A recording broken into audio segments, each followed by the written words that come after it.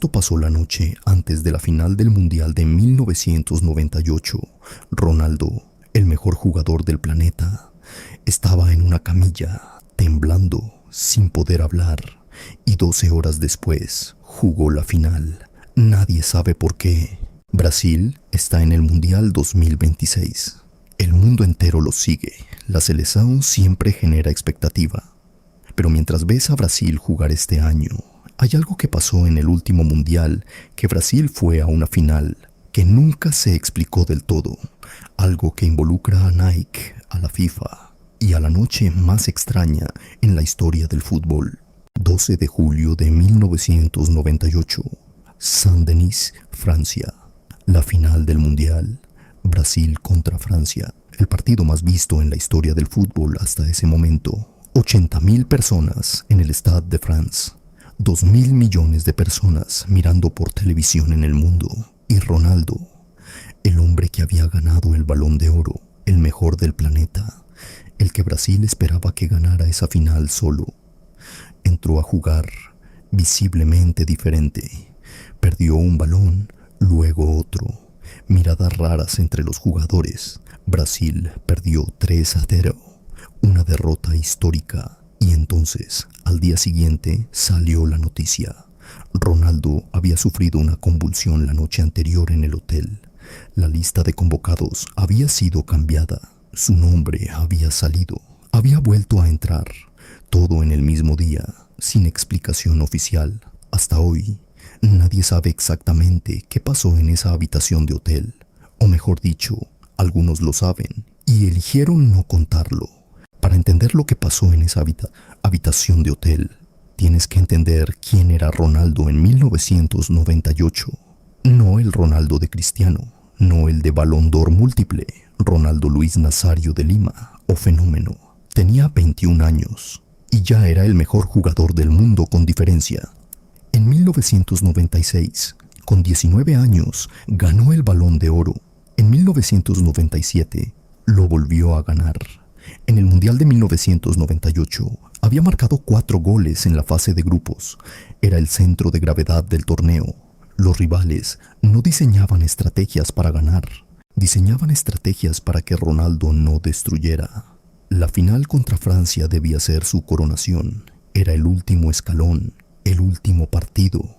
Un mundial en casa de Europa, con Brasil favorito, con Ronaldo en el mejor momento de su vida. 140 millones de brasileños esperaban ese título. Y entonces, la noche del 11 de julio de 1998, en una habitación del Hotel Concorde Lafayette de París, algo salió muy mal. Y eso fue solo el principio. La noche del 11 de julio de 1998, menos de 18 horas antes del partido más importante de sus vidas, Ronaldo y su compañero de habitación, el delantero Roberto Carlos, estaban en la habitación 1204 del hotel. A las 22:00 horas, Ronaldo comenzó a convulsionar. Roberto Carlos lo describió así en declaraciones posteriores. Empezó a temblar. Fue algo muy impresionante. Llamamos al médico del equipo. El médico del equipo brasileño, Lidio Toledo, llegó a la habitación. Ronaldo había tenido una convulsión epiléptica, primera en su vida, sin historial previo. El diagnóstico: estrés severo combinado con presión psicológica extrema. A las 7:00 de la mañana del día siguiente, la lista de convocados para la final fue publicada. El nombre de Ronaldo no estaba. El mundo respiró. Era lógico. Era la decisión correcta. Pero 4 horas después, la lista cambió. Ronaldo aparecía en el 11 titular, sin rueda de prensa, sin explicación médica pública, sin declaración oficial de la CBF. Simplemente había vuelto a la lista. Aquí planto la pregunta que vas a tener en la cabeza durante los próximos 5 minutos. ¿Quién tomó la decisión de hacer jugar a Ronaldo después de una convulsión? Espera, porque el nombre que aparece cuando investigas esa pregunta no es el del médico, no es el del entrenador, es el de una empresa. En 1996, la Confederación Brasileña de Fútbol, Firmó un contrato con Nike. No era un contrato ordinario de patrocinio, era un contrato de 10 años por $160 millones. Y entre las cláusulas estaba una que nadie habló en voz alta durante años. Nike tenía el derecho a organizar un mínimo de 50 amistosos con la selección brasileña en ese periodo. Nike decidía los rivales. Nike decidía las fechas. Nike decidía quién jugaba.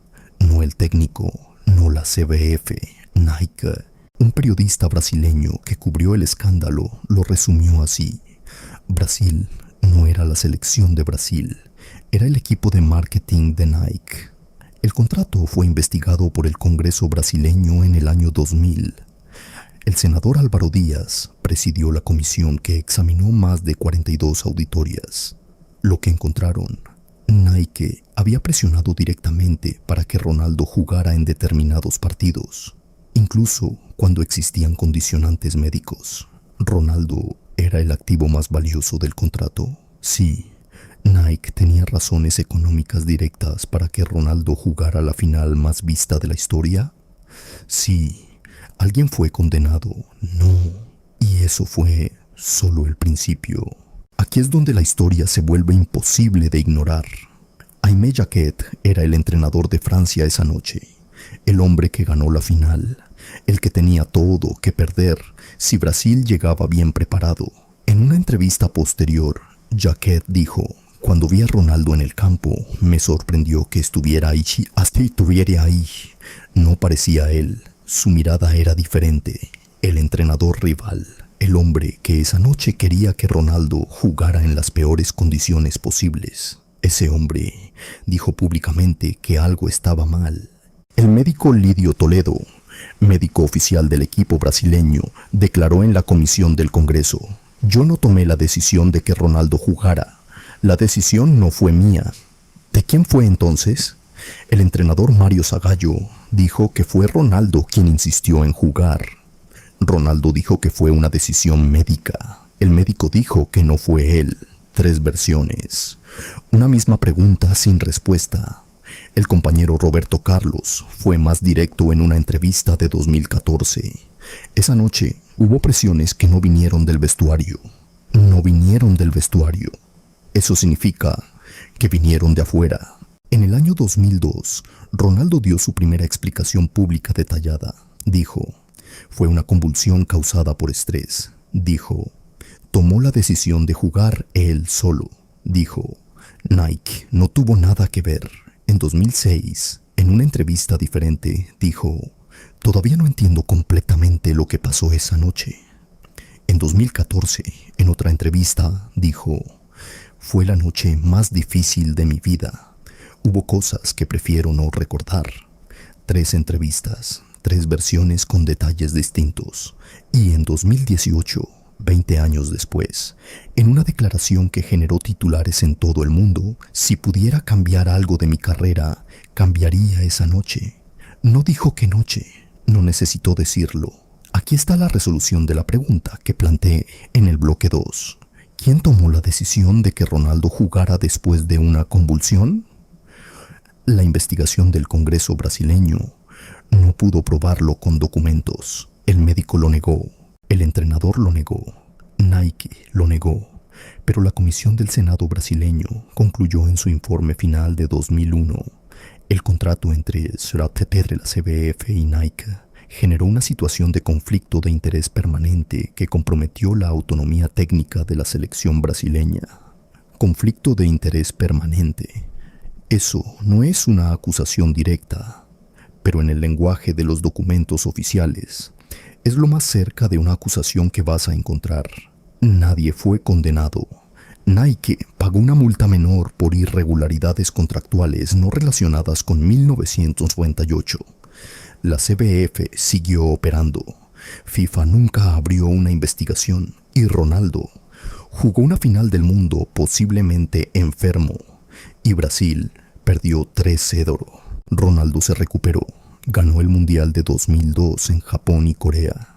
Marcó 2 goles en la final contra Alemania. Levantó la copa que se le escapó en 1998 Y cada vez que alguien le pregunta sobre esa noche, da una respuesta diferente, no porque mienta, al menos no necesariamente, sino porque hay cosas que un hombre puede vivir y no entender completamente, sobre todo si las presiones que lo rodeaban esa noche vinieron de lugares que él mismo no podía ver con claridad. Un chico de 21 años, el mejor jugador del mundo, un contrato de 160 millones de dólares sobre sus hombros, una convulsión a las 10 de la noche y 12 horas después, en el campo. La FIFA nunca investigó, Nike nunca explicó públicamente, la CBF nunca rindió cuentas, y el entrenador de Francia, el hombre que ganó esa noche, dijo que algo estaba mal con Ronaldo. Eso no es una teoría, son los hechos documentados de esa noche. Y te voy a dejar con una pregunta, no la respondo yo, la responden ustedes en los comentarios. Si ese contrato de Nike no hubiera existido, ¿Ronaldo habría jugado esa final? Eso es lo que el fútbol calla. Suscríbete, porque las preguntas incómodas son las que importan.